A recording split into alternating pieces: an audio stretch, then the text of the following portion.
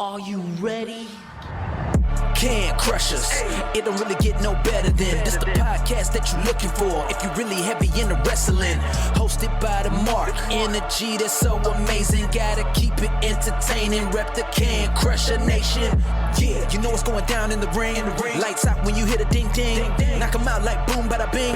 Hold it down, you can crown me the king. Gotta shout out to the Miz and Duke the Dumpster. We choke slamming everybody. Power driving, hit 'em with a face buster. Yeah, this the show you need and it ain't no need for waiting. Mark, hold it down for the Can Crusher Nation. All about wrestling and keep it entertaining. Can Crushers Wrestling Podcast. Time to break 'em, let's go. Yeah. Can Crushers. Yeah. Can Crushers, let's go. This is Nathaniel Cunningham. And not only is Can Crushers podcast the home of the Bad Fellows, but it is also the home of High Ground Pro Wrestling. 99 bottles of beer on the wall, 99 bottles of beer. You take one down, you pass it around, and smash it on John Moxley's head on the wall. Ooh, nice twist. We had no idea that we were going to do that. I had no idea. Hey, essentially, it is St. Patrick's Day. So happy St. Patrick's Day. Happy St. Patty's Day. I see you got your green on a little bit there. I do, and I'm thinking about wearing this tomorrow. Yeah. Because I have my purple Can Crusher shirt to go underneath like my suit jacket and everything, so it all incorporates, because my son helped me pick out a whole new attire to wear. Oh, you're gonna be really rolling. Nice. Right? Yeah. Very nice. You have a 16-year-old gay son picking out your attire to go to a wrestling event. Yeah. You listen. You're going to be fly. I think that's what the kids say. Is that what they say? Or at least they did 10 years ago? Fly for a white guy? Yeah, pretty fly for a white guy. We'll see. He even picked up new shoes and everything. When you get introduced to now, are you going to come out to some music when you come from the background? It's not usual by Tom Jones. Yeah. No. What's new, Pussycat? I was gonna say you could play Pretty Fly for a White Guy as you walk out there and rock out while you're doing it. I could also play He's a Loser, Baby. I could play Wanted Dead or Alive. I don't know why that one even came. Just play Batista's I Walk Alone and do the entire entrance. No fireworks, but just do the entrance. I have to practice that today. Good thing we're recording early, by the way. I'm giving you time. Sitting in my wallet, just craziness going on here. I hope everybody did have a great St. Patrick's Day. I hope you're laying on the couch recovering. You didn't go overboard. You didn't make out with old women from a different country that you don't know randomly or anything like that. Still my favorite St. Patrick's Day. I mean, it's top one, and there's nothing close to that. So, not at all. Tales of years past. Anyways, let's. You had to remember that I was going there. You know what? I hadn't even thought about it today that it happened, and when you did it, I'm like, oh my god. Because the next day at the office, like, everybody was in rough form. He was not even in form. And he was under the desk at one point. Yeah. If I remember correctly. Yeah, and we brought it up to him, and he didn't remember nothing. Hey, you know what? When you're new to the country, you got to celebrate the St. Patty's Day any way you can. Did he even know what St. Patrick's Day was before we went out? No. He didn't grasp the concept, which makes it even better. He enjoyed drinking, though. He did. If you're listening, Michael, we love you. We love you.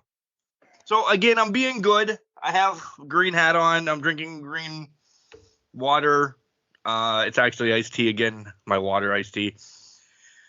We're going to leave early today, tomorrow, yesterday, whenever you're listening. Kind of take our time, eat some breakfast, get set up, get excited. I'm really excited, honestly. I'm downplaying this really good that I'm ready to leave now.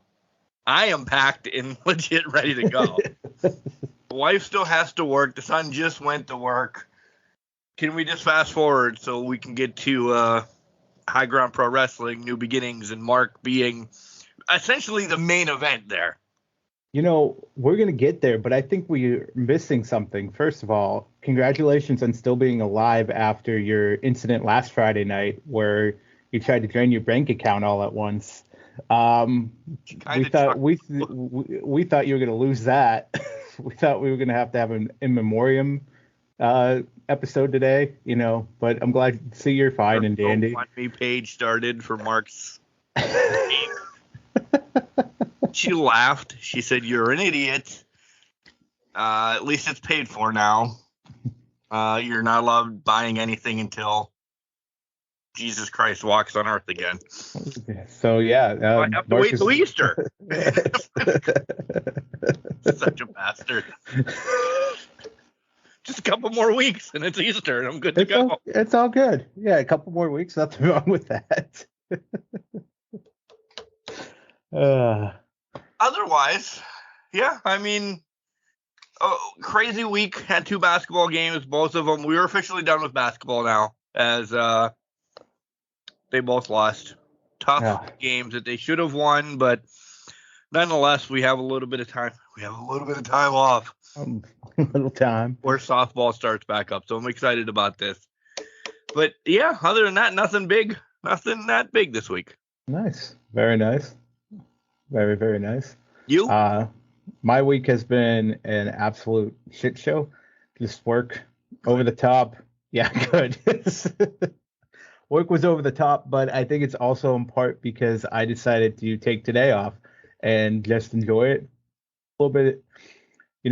Just kicking back, relaxing. I got a nice corned beef brisket on cooking right now, soaking in some beer, water. Did you take off because it's St. Patrick's Day?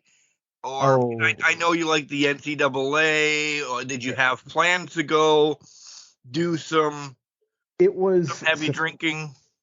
It wasn't plans to go heavy drinking. It was because of the tournament. Legitimately had plans in place. People get COVID and it's kind of like, okay, so we got to back off those plans and can't really do that quickly. So wishing them the best, hope they recover and everything goes well with that. But since that was the case, I'm like, you know what? I'm going to put this brisket on, put it on at 8 a.m. this morning.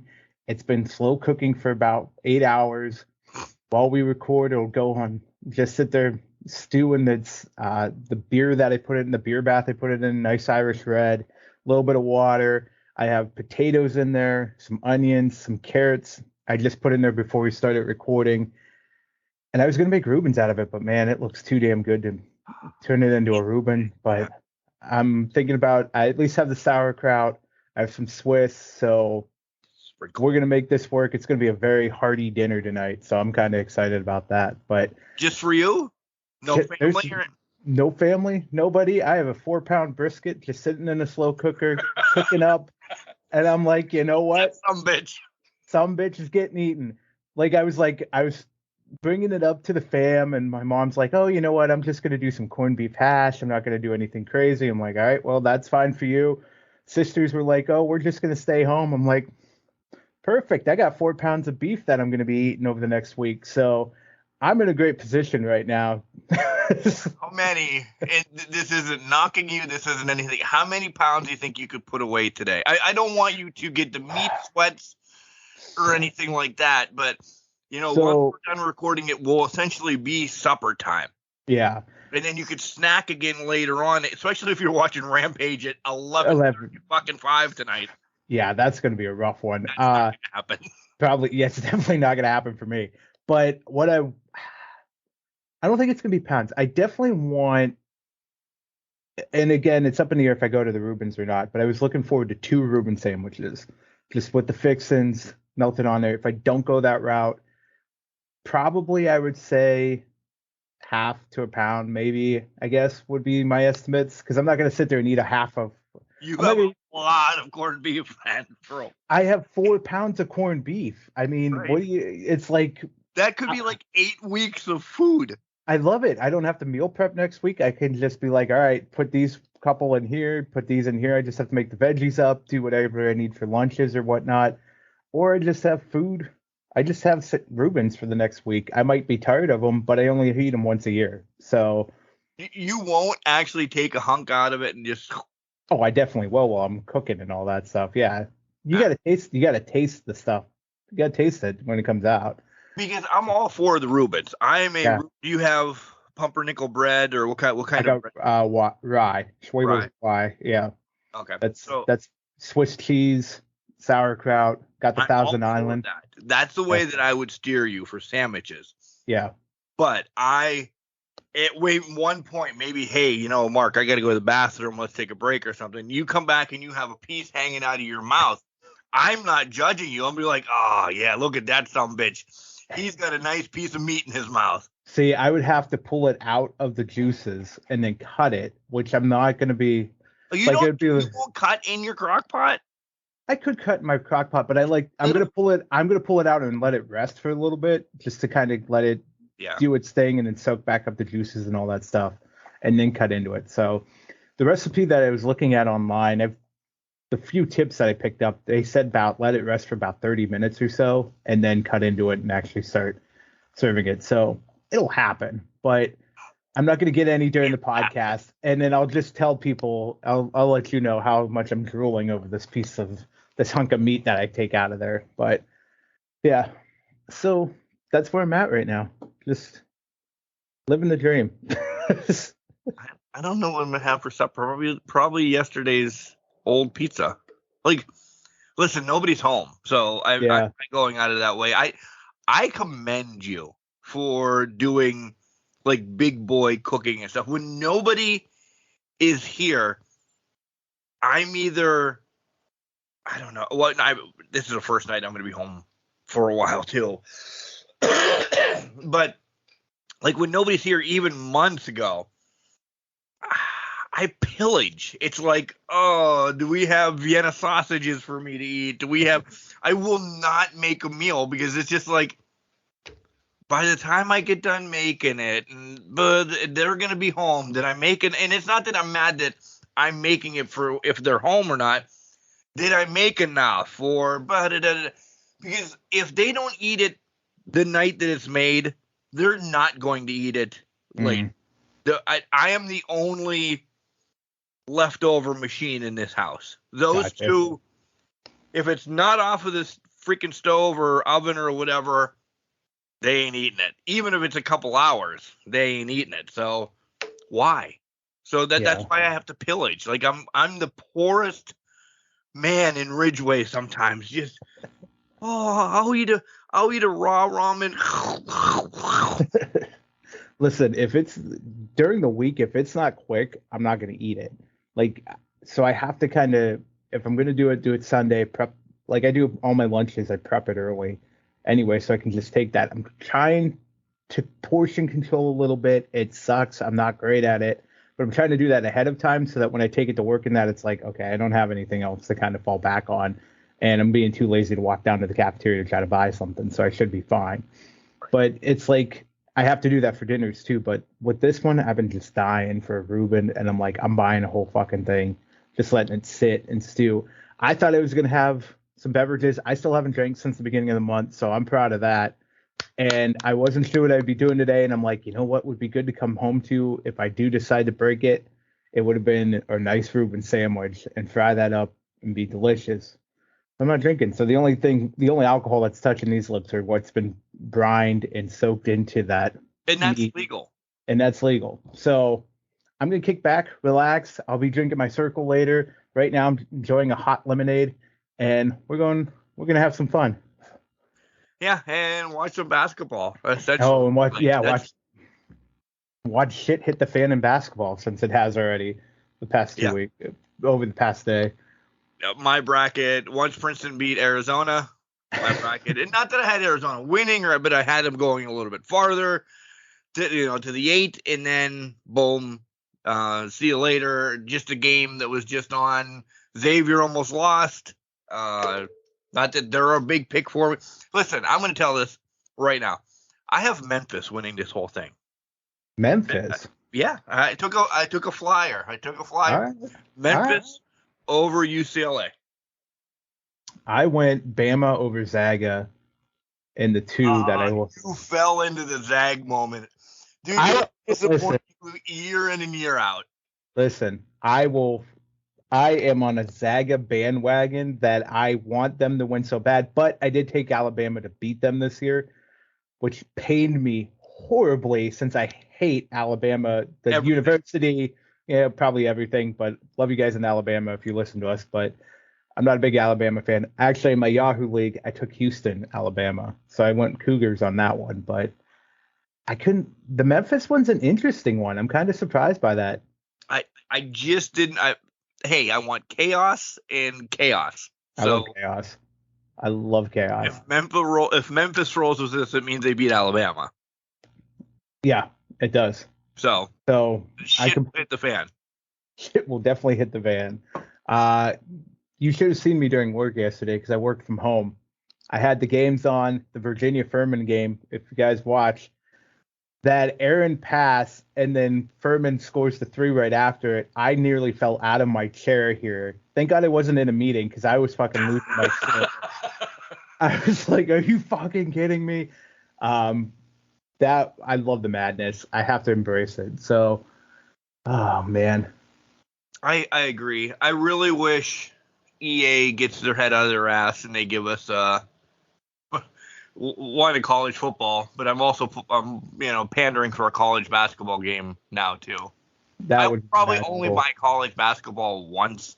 Yeah. Because listen, you do what you do with it. And probably college. I hate to say this, it might be the same way. I probably only buy college football once too. I'm anticipating I'm going to buy college football once every 5 years if they keep it going, just to kind of get an update on the teams, because they're not going to update teams during that. They'll update them from year to year, but nothing, no DLCs or anything like that. So yeah. So wait, did Michigan State win? Yeah, they just showed it. I'm watching it now. I'm behind you, remember? Oh yeah, you're behind. I had to shut up. So let me bitch about that for a minute, because two things I want to bring up. 2K came out. I thought about it. I'm like, nah. The War Games thing is a nice sell. I don't know if it's a big sell. So that's on the back burner. Secondly, YouTube TV is fucking leaving my house. I'm annoyed with it now. The $7 increase? It was the first week that I had it. You drop MLB Network, and now I get this email. First time in 23 fucking years of YouTube TV, we have to up our wages. Da-da-da-da-da. Really? I've had this a month, and you've pissed me off twice. And they're not getting the MLB package back. No. So I'm probably going to Fubo, because essentially for the same package that Fubo has, that you get the MLB package, I might have to pay $1 more. Yeah. Listen, it's worth it now, because you're not getting the MLB package back. Baseball season starts in a week and a half, for the love of God. And you're up to the same price as Fubo now. Yeah. So the downfall is, I have to tell everybody in this household, hey, we're switching shit up again, and this is how we're doing it. Why? Well, because. But another downfall is, I don't know if Fubo does TNT. I can't find that on there. You don't have to look, for the love of God. Well, no, because I don't think it does, to be honest. I don't think they do anything Turner broadcast. EBS or TNT. Yeah, TNT. Those are the two that I need for all of this. Yeah. Have you looked into Hulu to see if that has anything? I have not. I really have just started this morning when I got that email. Yeah. And I came home early too. It poured here, literally poured here. We got the route done. I told the boss, my real boss is hunting boars in Guatemala or someplace this fucking week. So the acting manager, I'm like, I'm going home. I'm wet and miserable. And I left. This wasn't waiting for a confirmation. This was click, and I went home. Everybody's like, what are you doing? Wayne didn't say yes. I'm not asking. I am now telling you. I'm fucking soap from head to asshole. I'm going home. Came home, took a little siesta. That's when you sent me a text. Hey, I'm off too. Da-da-da-da-da. I'm like, oh, this is going to fucking turn out to be a great day. And it has been. Well, hey, you know what? Any way I can try to help you out there. Yeah, I do have to look at Hulu, though. No, I do have to do some prep work here in the near future about TVs, channels, and subscriptions and such, but I can't go back to cable. The cheapest cable is $9,000 a month. It's not worth it. Yeah. I mean, if this is the main thing in the MLB package is the main thing, listen, I'm probably going to end up buying the $150 MLB, where I get all the games. Maybe that'll pacify me. But I do love Matt Vasgersian and Jody Watney and all those. I love the coverage. We'll see. Are you going to get trapped, though, by blackouts with the package? Well, I don't know, because the Pirates don't have a fucking TV channel. So are there going to be any blackouts this year? Because they don't even have a TV channel. That's a good point. I forgot about that. And I always get dinged when I'm watching the Tigers. I get dinged anytime they play Pittsburgh or Cleveland. Yeah. Because I'm in that network. But other than that, I mean, whatever. Normally, when they're playing Pittsburgh, we're on the Pittsburgh. The Pirates don't have a channel anymore. The Cleveland games have always upset me that I don't get, but whatever. I get the other 150 games. I'm not that angry. Yeah. So you missed those ones. It's fine. You'll be okay. I'm a big I get that. You're a big boy. Yeah. A big boy. Did you have your rebar mitzvah though? We're not there yet. We're gonna get there. Oh man, are we gonna get there? All right. Are we done? Do we have anything else to I don't think we got anything else. You're alive. We're good. I got beef cooking. I got meat. Big meaty logs that I'm gonna be slapping on counters here. So nobody's watching Rampage tonight, or did they last week? I didn't watch it last week. I'm not gonna lie anymore until they say, "Oh my God, Britt Baker and MJF are both coming on Rampage." Until that happens, I'm not sure I'm watching. And I can't. I'll tell you. I like it, but do you want to know what really pisses me off? Do it. And this is all that we're going to talk about, Rampage. And we might not even start with AEW first. I don't know. We haven't had that discussion yet. The last two St. Patrick's Days were epic. Yeah. Epic. The first ever Britt and Thunder lights out match, and then the steel cage match. And it's an open challenge for the TNT title. Hobbs against Ray Fenix. Yeah. Dropping the ball a little bit. A lot of it. I can't imagine that anything. Night a bit, nobody's watching it. So here's my question: is why didn't they do St. Patrick's Day Slam on Dynamite and Rampage as well? I mean, that's what it was last year. It was the day before St. Patrick's Day. That's how they did it this whole week. Why didn't they do that? I mean, if they would have booked that way, you had you had 3 title matches. You had the big trios, triple 3-way dance match. It would have been epic, but now we're relegated to Rampage at 11:30 on a Friday night that nobody will be watching. Nah, I can't imagine the soul is going to say, "Man, I can't wait until the end." And it's, I don't know, if I'm getting sick, I'm going to be so pissed because I don't need to be sick today, tomorrow. It's when NCAA basketball games are over. It's not. They're saying 11:30 because it's roundabout. It could be midnight. It could be 12:30. It all depends. If they're going to overtime, or even the post game shows could run a little bit longer. They're not going to say, "All right, that 3, 2, 1. All right, that game's over. Boom, right to Rampage." No.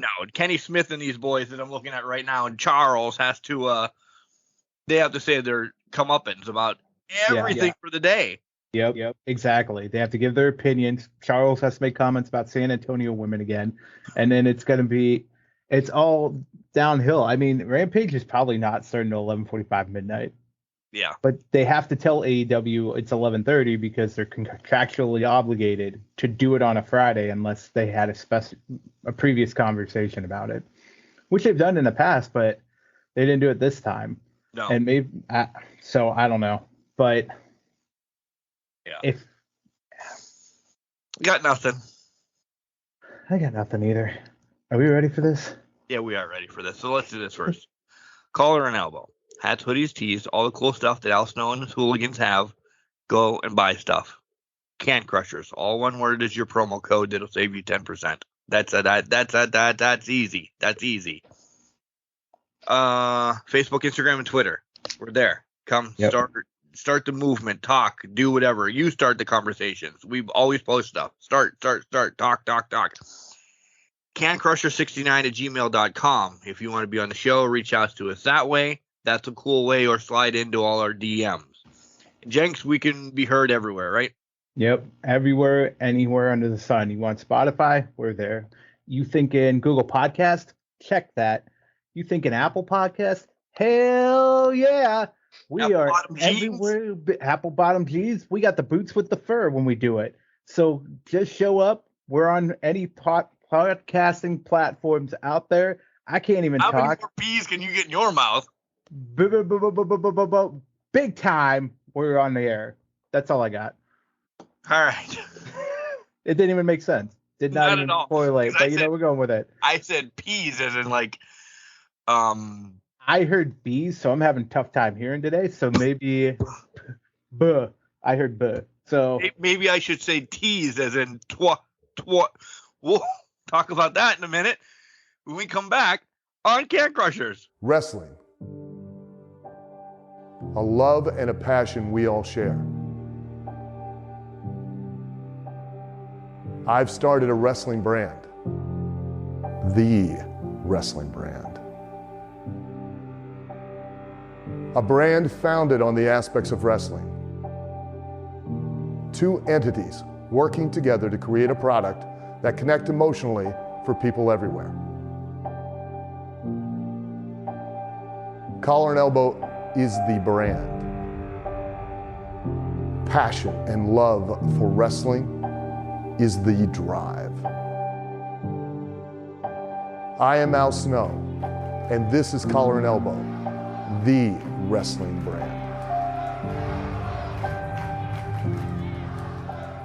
Hey everyone, this is Shelby Waters. You're listening to Can Crushers. Come hang out with us and let's have some fun. Welcome back, ladies and gentlemen, to another Can Crushers wrestling show. It's the second break, so why am I bringing it back like that? I don't know. I don't care. I'm not editing. And it's our first break, too. We didn't even have the second break yet. Fuck me. Jesus Christ. We start recording in the afternoon. We've lost all track of talking and time and where we sit in the show. Because listen, you guys know we're freaking sports minded. I'm scratching my eye. Basketball is on, so we're both watching basketball as well because we can't not do 6 things at one time. That's just the way this podcast is. It is not fun. If you haven't caught on to that. Especially since we started watching SmackDown during segment 3. It's, it's no fun if you don't give it a challenge. About it the week after. Yeah, and we don't talk about it at all. We just talk about what we see for the first hour in that segment. But, whatever. While it's on mute. Yeah, we didn't even hear any of the promos or anything going on. Oh my God, what is he saying? I think he's asking if you want to go to Whataburger. No way. Sheets is better than Whataburger. This is the most professional wrestling podcast you have ever seen put together. And High Ground Pro Wrestling is excited to have me there tonight. As they should be. As they should be. All right, so let's do AEW because we were bantering about them a little bit, saying nobody watches Rampage. And I don't even look at the numbers for Rampage anymore. I can't imagine they're good. And I hate to say that because I'm an AEW mark. I love everything AEW does for the most part. I'm excited to see the backstage AEW show. Yeah. There's hints that there's going to be another AEW show on a Saturday, kind of like Heat. So I'm thinking maybe they're getting Dark Elevation off of YouTube and throwing it on someplace. Yeah. To give us an hour. Cool. I'm all for that. Yeah.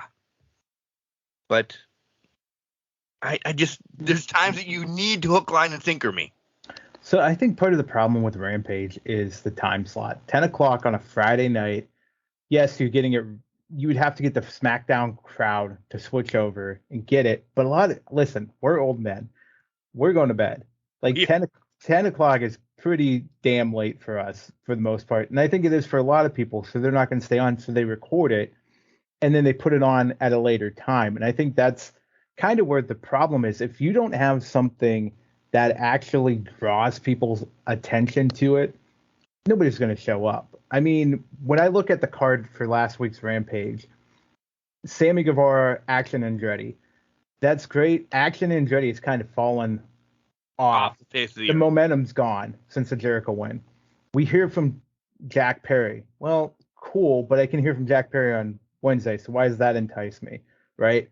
Nyla Rose and Riho, first two AEW Women's Champions. That's a great matchup, but it's also one that I'm not looking for because we haven't seen them in predominant storylines. Riho is making appearances in the Outcast or whatever they're calling themselves storyline, but that's it. Like, we need more Riho to get us more involved. The Acclaimed, no names. Outcast, did they sing Polaroid Picture? Shake it like a Polaroid picture. Hey, yeah. Hey, that's it. Hey, Bombs Over Baghdad, Caroline, or Roses, if you're fancy. Roses. Yeah. Sorry. That's my favorite Outcast song. But no, you're good. Roses? I love Roses. I do. Roses is a great song. But I can also buy myself flowers, so let's not. That's fair. Hopefully you get yourself some decent flowers, and they don't smell like shit. Right. But then the other one was Takeshita and Vance. Great matchup, but filler match. Right. Kind of like match 2, Dynamite would be great. But nothing there is jumping and getting us. And maybe it's because we just got babied when Punk debuted in Chicago. And it's kind of been like, oh my God, anything can happen. But now we're not doing anything on Rampage. We're just filling a third hour of tapings. And that's disappointing. Right, on a Wednesday night. On a Wednesday night. That the people wherever at Buffalo or Pittsburgh or blah, blah, blah, blah, blah, are watching. So they're like, oh, I'm going to call Mark and Can Crushers and say this happened. They watched it in a half an hour. Yeah. So get your fucking ass out of the arena. Yeah. We'll fill in the other junk later. That's exactly it. All the promos and shit, that comes in at a later date and time unless it's in front of the crowd live. And or mostly not. Look at them on Rampage. Yeah, they're all backstage. They're all backstage. A lot of them are like vignettes or something like that. So there's nothing really to draw the crowd. And honestly, if a promo's drawing you, it's because it's a big name. But outside of that, there's nothing else to draw you there. So I don't. The hoop already broke during the start of the Pitt Iowa State game. So it's delayed. So I can't tell you, man, when cyclones come rolling through there's a problem. Arena delay. Unbelievable. So Dynamite. MJF comes out. Rebar Mitzvah. By the way, good for him and that girl. Maybe that's his new girlfriend. By the way, she is an independent wrestler as well that's worked on the show a couple times. Can't think of her name right now. Good for both of them. I'm glad that happened because I didn't want just a pecks on the cheek. I really wanted something. Listen, if this is his rebar mitzvah, I wanted something down and dirty from him. You got to become a man again. I mean, that's just the way it is at the rebar mitzvah. I would have been okay if he did that to all 4 of them because apparently I'm a male pig all of a sudden, but I'm kidding. I'm not even going to say what I was going to say, so I'm going to leave that there. But this is his shtick. He did it with his ex-fiance now. Right. Last year, I think it was, whatever that celebration was. But yeah, so that's MJF's thing. I love the shot at Bret Hart before he's even in the ring, essentially. Just go fuck yourself, Bret Hart. You're in Canada. You need that shot. Yeah. Yeah. Let's not even waste time. Take the shot. You know it. So you knew the Bret Hart shot was coming. So for MJF, well, let's get it the fuck out of the way so that we can get on with the program because it was coming by somebody. That's all it's needed. Yeah. Hey, your pillars made it. I know. There's one more thing first. Okay. Before we get to the pillars, because I don't know. You can really have a rebar mitzvah at 83? Like, is this? I didn't know this was a thing, to be honest. A rebar mitzvah? I didn't either.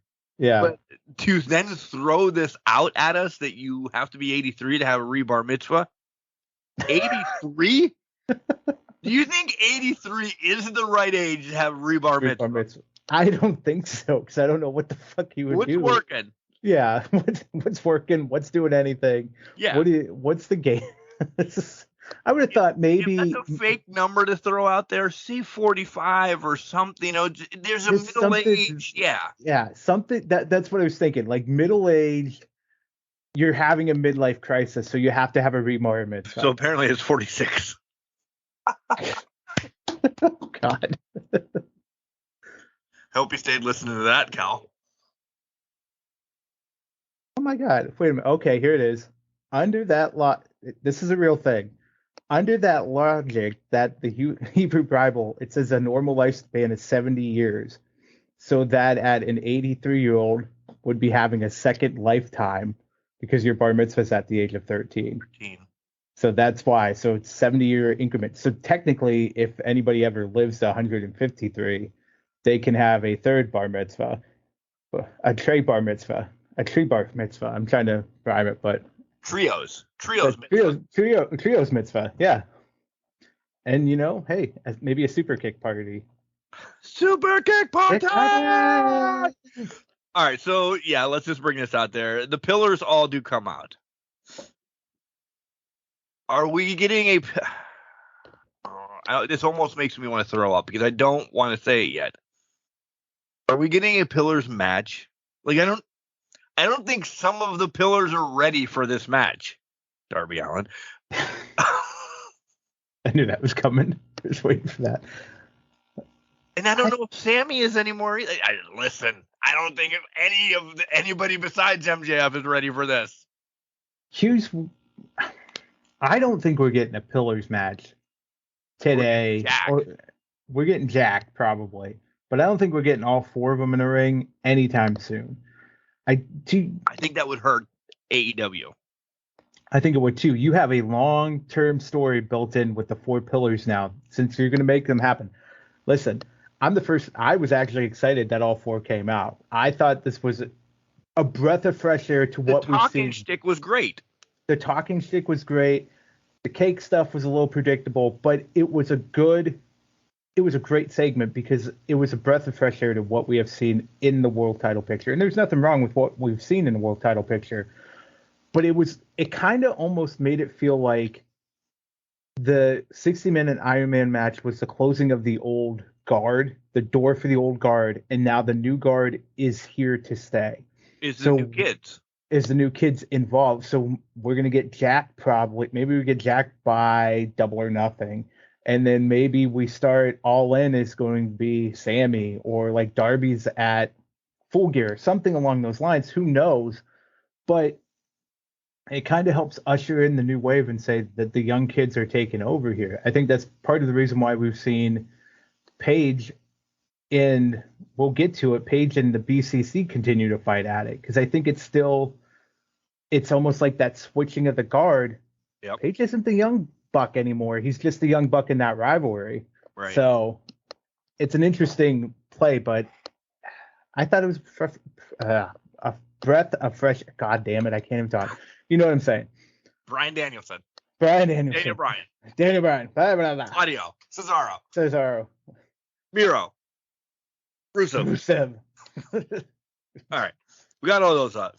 I agree wholeheartedly. I just don't want a 4-way match for this title between all of them. And it's not that, listen, I shit on Darby all the time. Don't give that away yet. It could be something in the making. I'm okay with it, but it needs to be built. Make them run through all of them. I'm okay with that. Run through all of them first. And that could be a good year-long fucking story. And then maybe next year's, what the hell is the one coming up? Double or Nothing, right? Yeah. All in, all out, up your mom's ass. Double or Nothing, All In, and then. What's the big one in Vegas? Double or Nothing. Okay. Yeah, because you're betting Double or Nothing. Yeah, that's their number one. Let this run amok for a year. There's stories to be told. To be told. But if CM Punk comes back, everything's on pause because that story is built for itself as well. The blow-off can be a 4-way match next year. Do not give it to us tomorrow on Rampage or next week when this new show comes out, which is, I don't know, whatever the hell they're going to call it. Don't give this away. Yeah. What are you saying? Well, if you're talking about All Access, it's that one. Or are you talking like the Saturday, the random Saturday one or whatever? I don't know what that. Do not give this away because there's money there. That's all I'm saying. Just don't. Yeah. I want to see it. I will pay for it. Not tomorrow. It's got to build. To be honest, I don't want to even see it next year. I kind of want to let it sit and stew for like 3-4 years when they're all like those. I get it. All better grizzled vets that have had or sniffed the world title. You've built in that one of them has been chasing it the entire time, hasn't quite got it yet, but maybe all of them have at some capacity. Then you put it into a 4-way and have that one person kind of overcome the odds or some shit like that. But I think if you're going to make them your pillars, you have to extend it and stay away from the low-hanging fruit of that fatal 4-way match, because that's a low-hanging fruit right now. It really is. Yeah. And it would only hurt you more than it would help you. Because if MJF, if this happens tomorrow and MJF doesn't win, oof, you just killed him, and he should leave in 2024. And if it does happen tomorrow, and MJF pins even one of them, you've just killed the other 3 pillars, because the other 3 pillars need to be levitated. The winner of this match is not MJF, and you're not going to have your world champion lose this match or get pinned in this match, to your point. So where's the line at? What are we going to play here? You have to punt it down the road. Hope MJF comes back next year in the fight for 2024. But yeah. So. But great segment. A great segment is essentially what we're saying. We loved it all, but just slow your rolls. Hangman in the Dark Order against BCC. Listen, I'm glad that Stu Grayson's back. I really do like Stu Grayson. Yeah. Did we think anything else was going to happen out of this, though? No, because this was pretty damn predictable the way it was going to break down. It's just, I mean, and with events that transpired later on. Well, that's what we're not going to go there. We're not going to go there, but to that point. No, I'm saying we might as well just since this. Okay, you want everything is trios. Yeah, now. Everything is very much trios now.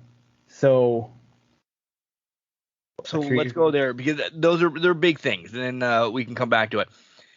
The main event was a trios match of the Elite against the House of Black. JAS, Jericho Appreciation Society. And the JAS. I could have told you everybody in the match, but I couldn't think of Jericho Appreciation Society. I didn't like the main event. Really? It was great action, but the House of Black was sleeping way too much. They slept a lot, and then they cleaned house at the end. Yeah. It's not. I mean, it was. I love the Jericho and Kenny stuff. I love the Bucks and Sammy, and I mean, listen, this was a flippy match and cool stuff and everything like that. It was a flippy match that Mark liked, and all that happened, and it kept my mind busy, and I was like, holy shit, I don't believe they did that. I loved it, but the House of Black slept a lot. They just weren't in the match enough for me, and it's not because I love them the most of all of this.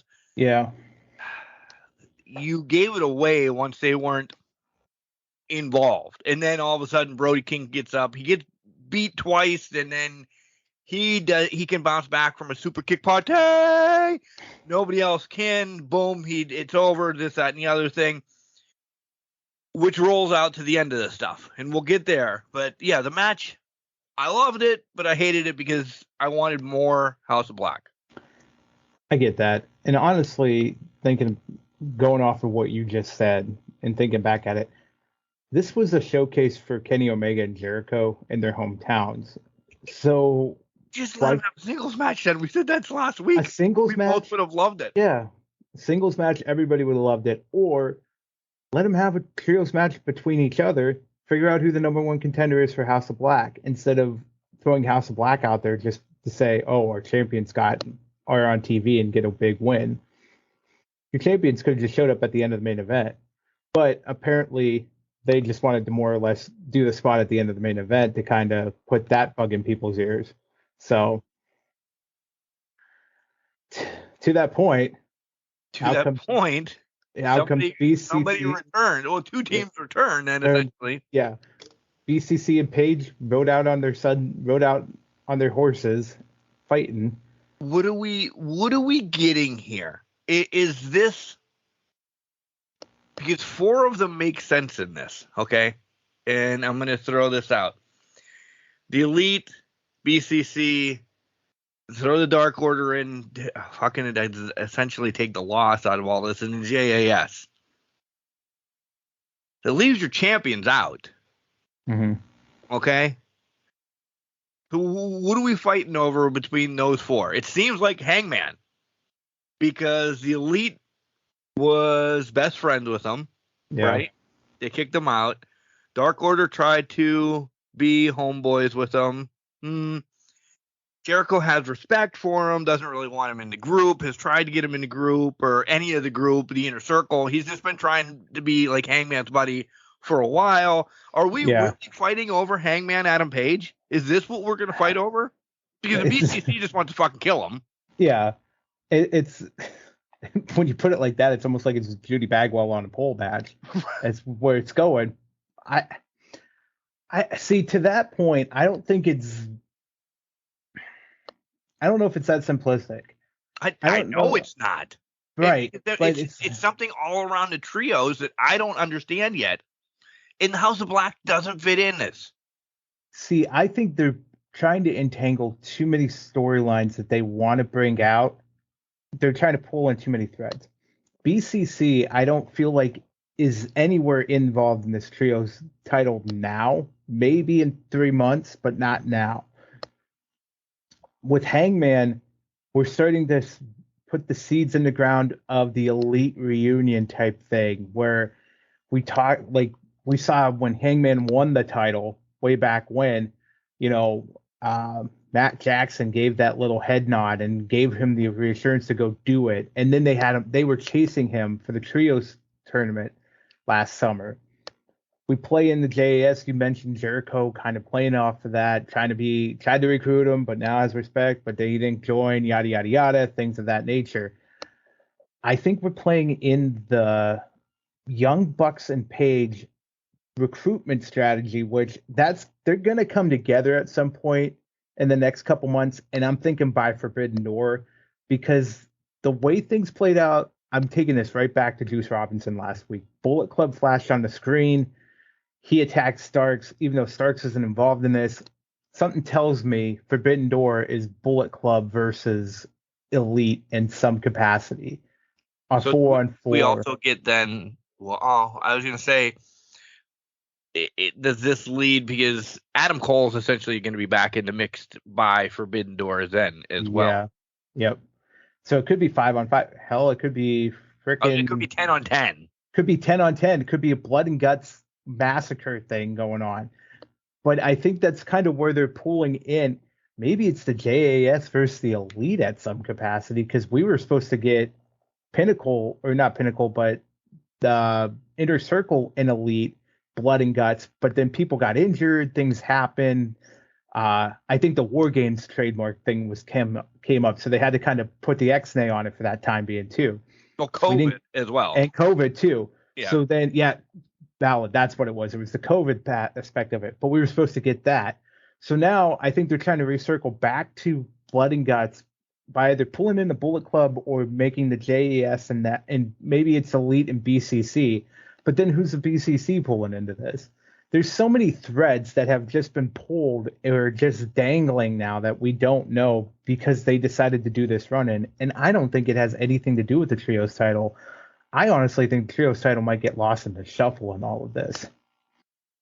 Because in the whole scheme of things then, because take all of those 4 other teams away from the Trios championship. Who is House of Black now defending against? AR Fox and Top Flight again. And the Lucha Bros, and I don't know, Pac's gone again. It's Abraham Nunez is whatever his name is. I can't remember his second base. Yeah, I can't think of his last name, but that's a valid point, Marcus. Who is your other Trios teams out of AR Fox instead of AR Fox? And now I've got Top Flight's. There's Top Flight's name. There's nobody. Or are we waiting for what we suspected? And those are going to be your Trios champions. Maybe. But in that capacity, would you not think they would put it back on the Elite to kind of drive that story forward? Why? The Elite can then chase them because they have never gotten their rematch for them. That'll loop it back around saying, you assholes, we never got our real one-on-one rematch from the Trios from when the House of Black beat us. Now FTR and Punk, we want a shot. That's a fair point. And yeah, you're right. And they would romanticize this by putting it All Out in Chicago, where everything's full circle. We go back to the brawl. It's a full year. Yeah, that's a valid point. They'll still brawl throughout the summer. Brawl with whoever they're going to brawl with. BCC, yeah, brawl for all, BCC, whoever the hell it is. Then we come full circle back, and they're going to be cute about it and do it and it's going to be a fucking Falls Count Anywhere match. There's going to be FTR. They're going to take the loss. Yep. In the media room. Exactly. FTR. There's going to be FTR. By the way. Note this if this actually happens somewhere in. They're going to do it. They're going to make it happen. And let's all throw this out there. FTR Young Bucks 3 sometime this summer. Oh, yeah. Because that'll drive it towards that end. Yeah. It'll just loop this all back. So, yeah, that's a good. Yeah, that makes sense. Swing back around. Swing it back around. The Juice promo was really nothing to give two shits about. I didn't care. I tuned it out, to be honest.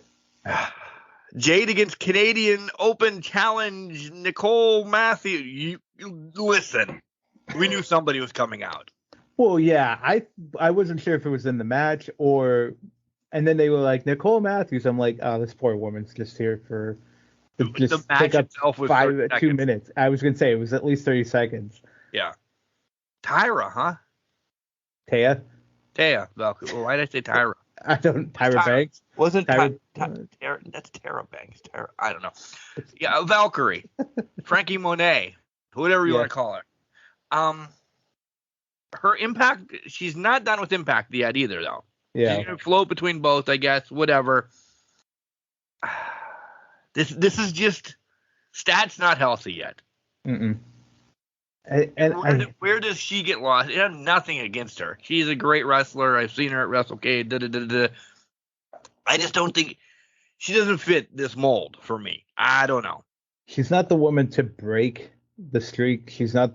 She's really just kind of there to. I hate to say this.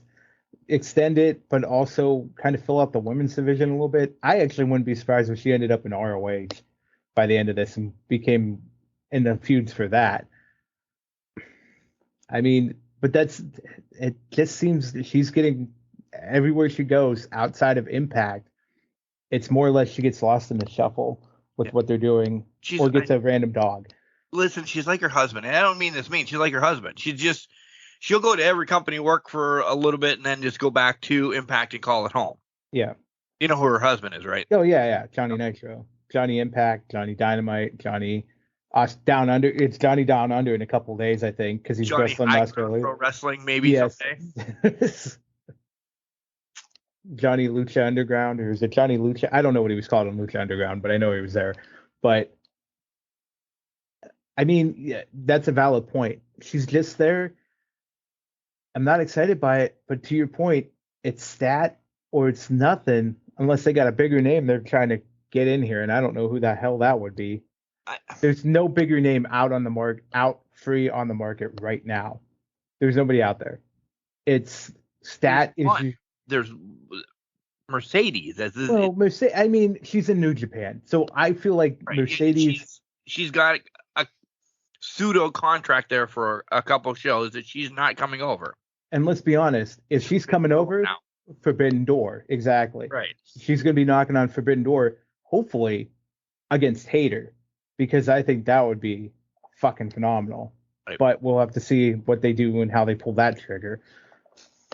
Well, you're right. Things are getting set up. Starks against Tony. He's ready for everybody. They're just doing a disservice to Ricky Starks, and he's back to relegated to this. Yeah, being a bum again.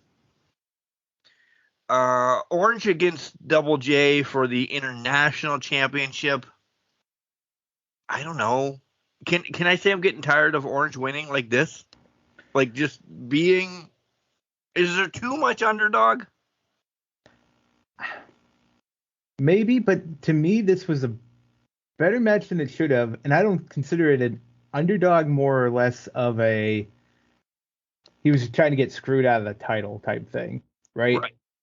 But I agree with you. He plays a lot of the underdog a lot, like not Hager, but Big Bill, things of that nature. This one was more or less felt like, oh, you're just getting screwed over time and time again. And could you see through everything that they were trying to pull? Absolutely.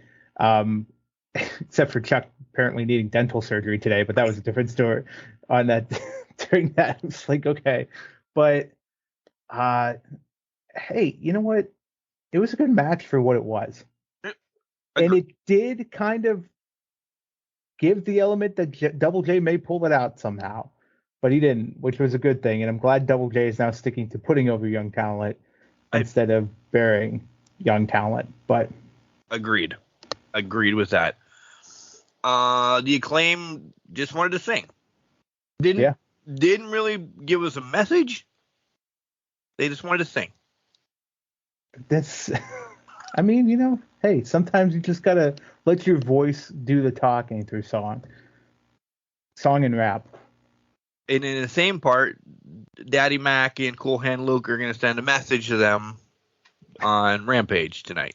So can't wait for that 2-segment squash. Call me when that's on. Call me. And now we get to the Outcasts. First and foremost, I'm glad to bring Flannel back. That's great.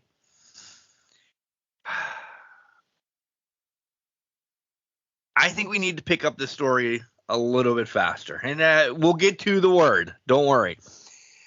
I think we need to pick this up a little bit, and I don't know if we're gonna get that match at Double or Nothing or whatever the what the hell do you call it? The 5-on-5 match, whatever. Yeah. Who's going to go with them? Okay, because you just saw Britt and Jamie's team, which by the way. I mean, they couldn't pull in anybody else. Why wasn't Sky Blue there? Was Sky? No, Sky Blue was. Sky was. Yeah, she was there. Okay. I don't know. I don't know. It's because they sat on Rio for so long. She hasn't been in the picture at all. Willow, she had a great street fight, and she at least ties into this. So she fought with Ruby in the street fight. There was a turn there. That makes sense. Sky Blue has just been spray painted a lot. Right. And she is the rookie's rookie in this. She really has been. Yep. Even though of all of these people, she was in the very first Battle Royal. Yeah. For the women. Listen, she was showcased there. Like, she's been in AEW since the inception of AEW. There was Britt that was signed that was made a big deal. And Sky Blue was like what is Mrs. Irrelevant of the draft pick. She was signed roughly the same time. Where the hell is Sheeta? Sheeta would add a little bit for me than Riho. Mm-hmm. But is Sheeta going to be a turn to go? Because they need 2 more people. But here's where I also will push back on that, and it's Sheeta can't be turning because agreed. Sheeta's been disrespected by Saraya, all of them. So you cannot have that turn happen. I honestly think she's going to replace Riho or Sky Blue. I don't think this is the final 5 because I hope it's Riho. Listen, I love your idea, Willow. She's a tough ass fighter. She deserves to be in there. Sky, this is a storyline for Sky. Yep. So if there's a replacement, it's got to be Riho. She's in and out of this more than, I changed my underwear. Yeah. And unless Sheeta can't be injured. I don't think Sheeta's injured. I think she's just doing her own thing in Japan or whatever it is. I don't know what she's doing. But to your point about Ruby, Saraya, and Tony, I have no idea who the hell. Let's switch gears. Who would want to join them? Who would they even? Do they reach out to Athena? Since she came in the company as well. Maybe. I mean, she did turn, so that could make sense. Okay, now give me. That's the easy one. Who's the other one? Do they pull Mercedes out of Mothball's your cousin and put her in there? Do they do? They're not going to do Taya. She's not going to be a part of a group that's kind of pro WWE, but she was only there for a cup of coffee. Maybe with the dog that didn't do anything. Yeah. I don't know. If we're trying to get the 5, 4's rough, 5's impossible. And honestly, I feel like it would be the Outcast and 2 other people. It's not that they're joining the Outcast group. It's just be 2 people to fill out this team. Could they just grab Nyla then because she's a beast? Maybe they pick up Nyla. Hopefully not Marina or Maria or whatever the hell her name is, Shafir, because she's not anywhere close to being ready for Blood and Guts. I feel like she'd just go off the rails in there. But yeah, I mean, I guess I would keep Athena away from this then too, since you're ROH champion. Listen, that's a good story though. You're ROH champion and your AEW women's champion both in the match. Even though Athena wouldn't be front and center in the group as the lead, that would be a hell of a story to say, okay, our Ring of Honor women's champion versus our AEW women's champion. Yeah. And then Nyla, because she's a beast. And Nyla would fit in perfectly because she's a beast. She's going to be a tank in that match. She's going to be that power person in that match. Jamie's the one for Britt's team. Nyla would be the one for Ruby, Tony, and Saraya. If anybody, let me just throw this out there, and it's just because people are like, well, you have this other beast in there that could. You keep Jade the hell away from this. Oh, Jade's not touching this. By a mile. She doesn't need to be involved in this at all. Especially, yes, agreed. She doesn't need to be in this. And especially if she still has her undefeated streak, you can't put her in a match and have her lose the match. Yeah. It's going to give away your end. So Jade is nowhere touching Blood and Guts or anything. This is below her, if you will. Yes. In the terms of her character, this type of conflict is below her. Yeah. She would not see herself get involved in any of this. And rightfully so. That's her character, and that's how it should be. She should be above what's going to transpire in this down and dirty fight. Right. I'm excited for it. I don't know. And now let's get to the word. If we get a fine, we do get a fine. We're not going to get a fine because we have explicit. Neckbeard stinky twats. Like, that's what Saraya said. Yeah. And she has blatantly said that she's not meaning it as, like, female anatomy. Right. It's just, I don't know, apparently a word that she says all the time when she's fired up. Like, me and you say fuck or whatever. Or This is just a norm. I mean, I don't know. I've never heard her say it before, but TNT didn't like it. The Turner Broadcasting Network didn't like it. She legit got a fine. Yada yada yada. It is actually one of the 7 bad words of George Carlin. It is. But like Soraya's like, that's not what I meant. Did it piss you off, offend you, or anything like that? No. By the way, it's 19-2 Pitt over Iowa State halfway through the first. Listen, all it took was a broken rim for them to just dominate. No, it doesn't. But I'm also somebody that grew up not around that particular language, but fuck, damn, shit. Trucker on language, cops, trucker right? language. I'm on cop. I'm watching cop. I'm not on cops, but I'm watching cops on PD Live. You know, so it doesn't bother me, but I get how people would be offended by it, I guess, because if they keep it very clean and you have young kids in the crowd and you're trying to keep kids away from that language. The other flip side of this is she may not have meant it like that, but the words came out of your mouth and it doesn't matter. It's whatever definition can be aligned to that verbiage, they're going to come after you for it. And if they're aligned it to female anatomy and they don't like that, they're going to come right back around and tell you, nope, fuck you, $10,000, give it to me for my pocket. And that's the way it is. I don't know if that's the fine for it, but that's what I assume it would be. I would imagine it's somewhere around that ballpark. Yeah. But again, it was just, it didn't bother me. Actually, I read about it before I heard it, and I kind of forgot about it by the time I got to watch Dynamite. And when she came out, it kind of, rekindled this whole thing. And I'm like, oh, now I just wanted to see where she put it. What was her? And you had to have been listening for it too. Like, she still has a thick accent. She does. So I'm defending her. Listen, as much as we're shitting on the Outcast about what the fuck are they doing with her, this, that, and the other, we don't understand, I'm defending her too. Like, this is just, it's a faux pas, it's a faux pas, it's whatever, a brain fart. It probably wasn't scripted. Hey, go out and say twat tonight. No, yeah, they're not. Just calm your jets, people, for the love of God. Do you think they're going to apologize and she's good to go? Go ahead. Yeah. Do you think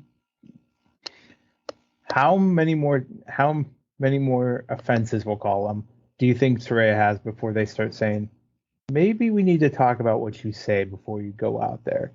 I think this one is it.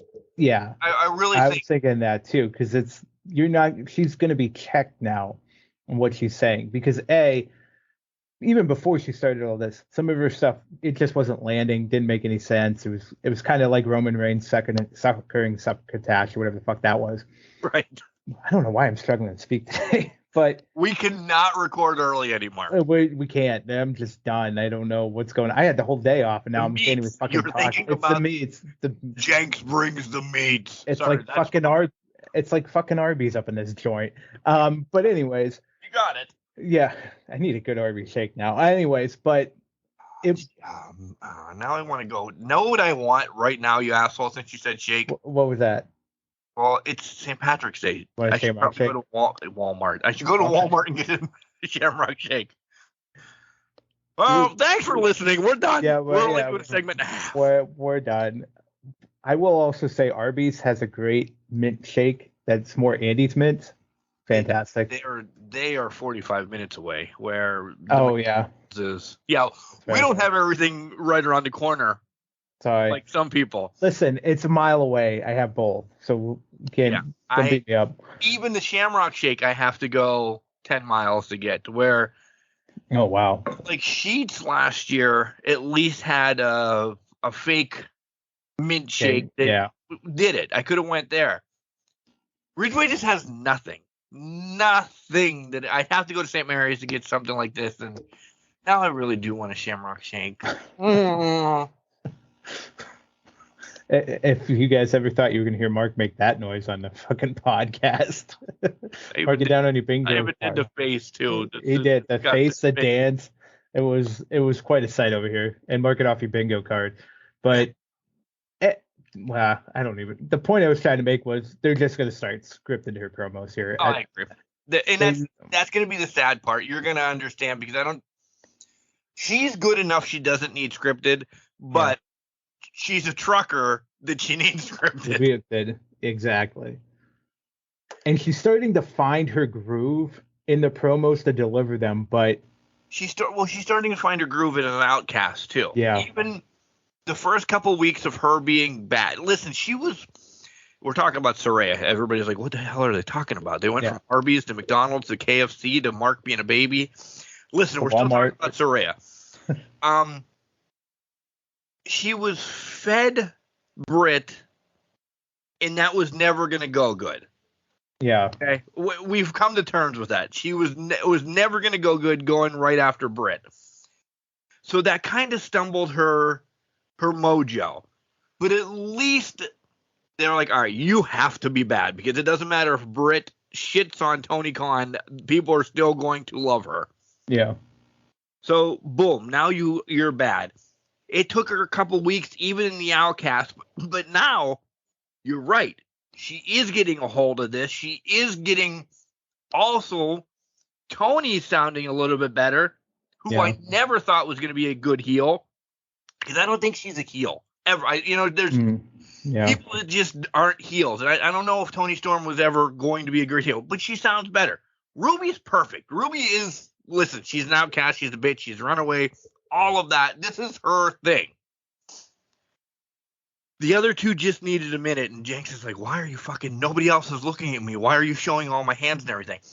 It just took those other two enough time to click. Like, if there was practice for these two, they should have been in it for a while. Yeah. There's no practice. It's out in front of a crowd and not. But to that point, is there practice on Dark and Elevation to kind of have them, even though it's not a large crowd, even though it's an internet crowd, cut a couple promos, get some things under them. They make mistakes on YouTube. It's not getting to Twitter. It's not getting shared. But if they make the mistakes in live TV like they have, it's going to get shared. We rip it apart and we look at it. So I think there's that aspect to it too. All right, we weren't going to go long on AEW because we were only covering one thing and we have 45 minutes. So we do what we do. Do what we do all the time. We'll take a quick break. We'll be back, and we will talk about WWE now here on Can Crushers. Here. This is the hardcore icon, Just Incredible, and you're listening to Can Crushers Podcast. Now, that's not just the coolest, and that's not just the best Can Crushers Podcast. Well, that, my friends, is just incredible. Welcome back, everybody, to Can Crushers. It is now time for the WWE. That's all I got. And for the WWE segment, Jenks puts his MJF scarf on. Did. The Triple B. I know that's the title, but we're going to go Triple B on this. Why didn't you wear that last segment? I wanted to be different. Just pull them for the 2024 race. That's all it is. Oh, okay. And I'll ruin it. Mark is not going anywhere tonight. I thought about it during that little 30-second break or whatever.